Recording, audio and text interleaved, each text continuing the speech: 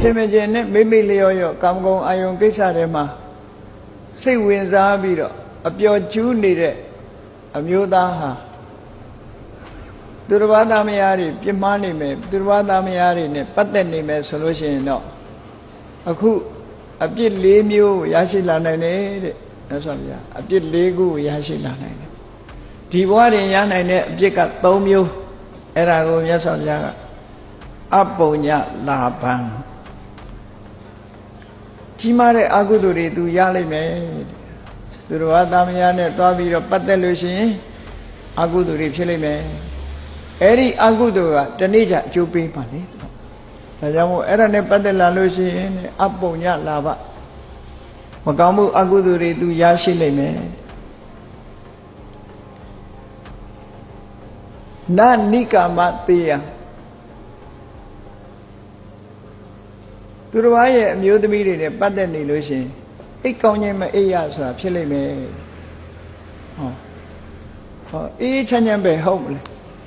ကိုယ်အိမ်ကိုမိသားစုမှမဟုတ်တာတိတ်တိတ်ပုံးဆိုရင်အဲ့ဒါချုပ်ခနဲ့ရှိလန့်နေရမှာပဲလေနာနိကာမတေယစိတ်ချလက်ချမအိတ်ရတာလည်းအပြစ်တစ်ခုပဲတဲ့နေဒံတတ္တိယံဒီလူကိုရက်ွက်ကအမြင်ကတ်လိမ့်မယ်ရှုပ်ချလိမ့်မယ်နိရိယစတုထံသေရင်တော့ငရဲရောက်မှာလောဟကုံမီငရဲတဲ့သမတ္တရငရဲလောဟကုံမီငရဲဆိုတာအဝိဇ္ဇငရဲကြီးဘေးမှာနော်အိုးကြီးကြီးနဲ့ရေတွေပွက်နေအောင်ဆူပြီးတော့ထားတဲ့ငရဲကြီးတွေကိုပြစ်ချခံအောင်ဒါလို့ဆိုလို့တယ်လောဟကုံမီငရဲဆိုတာအမြဲတမ်းရေတွေဆူပွက်နေတဲ့ငရဲမြေကြီးထဲမှာတူးဖော်ကြည့်လို့ရှိရင်အဲ့ဒီငရဲတွေးနိုင်ကောင်းတွေးလိမ့်မယ်ရေဘူးစမ်းရှိတဲ့နေရာတွေတော်တော်များများအဲ့ဒီငရဲကြားကစီးလာတဲ့ဟာတွေကိုရေဘူးစမ်းလို့ခေါ်တယ်အိန္ဒိယနိုင်ငံမှာခိစကုတ်တောင်နားမှာရေဘူးစမ်းရှိတယ်အဲ့ဒီရေဘူးစမ်းဒီလောဟကုံမီငရဲအိုးနှလုံးကြားကဖြတ်စီးလာတာတဲ့ဖြတ်စီးသွားတဲ့အတွက်ကြောင့်ပူသွားတာ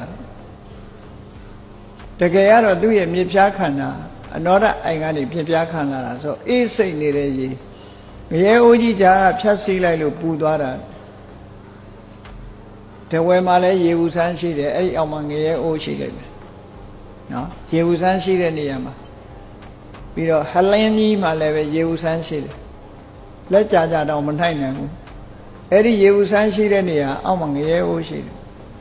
ငရဲအိုးဆိုတာမီးတောင်ကိုခေါ်တာလည်းဖြစ်မှာပေါ့နော်မီးတောင်နေပူးနေတာတာမန်တရဝါတွေကတော့ဘယ်အဲ့ဒီထဲမှာခံနေမှာတော့အဲ့ဒီထဲသွားဖြစ်တဲ့တရဝါကြတော့ပူလိုက်လောင်လိုက်နဲ့သေလားဆိုမသေဘူးသူတို့ကြအဲ့ဒီထဲမှာအပူထဲမှာပဲဖြစ်တာအပူထဲဖြစ်လို့အေးသေးသေးလားဆိုဘယ်ဟုတ်မှာတော့တအားပူပြီးတော့ဒုက္ခရောက်သေလားလို့ဆိုမသေဘူးတာမန်မျက်စိနဲ့တော့အဲ့ဒီမီးတောင်ထဲမှာငရဲသားတွေရှိတယ်ဆိုတာမြင်နေမှမြင်ရမှာပေါ့မြေကြီးအောင်မှရောက်နေတဲ့မီးတောင်တွေပေါက်ကွဲပြီးတော့ဗမာပြည်မှာလည်းပဲပုပ္ပတောင်ကြီးကမီးငိမ့်တောင်ကြီးလို့ပြောတာပဲမီးတောင်အဲ့နာမှာငရဲအိုးတွေရှိမှာပေါ့ဒီလိုလောဟကုံမီငရဲကိုရောက်စေနိုင်တယ်တဲ့ဟောပရဒါရလို့ခေါ်တယ်သူတော်ဘာနဲ့သူတော်ဘာပဲမိဘကပိုင်တဲ့သားသမီးပဲဖြစ်စေယောက်ျားကပိုင်တဲ့အမျိုးသမီးပဲဖြစ်စေသူတော်ဘာရဲ့ထိန်းချုပ်မှုအောက်မှာစောင့်ရှောက်မှုအောက်မှာရှိတဲ့အမျိုးသမီးနဲ့ပတ်သက်တဲ့ပုဂ္ဂိုလ်တိုင်းဟာဟောဒီ၄မျိုးရိုးရိုးမဟုတ်ဘူးအကုသိုလ်တွေရမယ်တဲ့နော်အိတ်ကောင်းခြင်းမအေးရဘူးတဲ့ကဲရခံလိုက်မယ်တဲ့ငရဲကြလိုက်မယ်ဟောဒီ၄ခု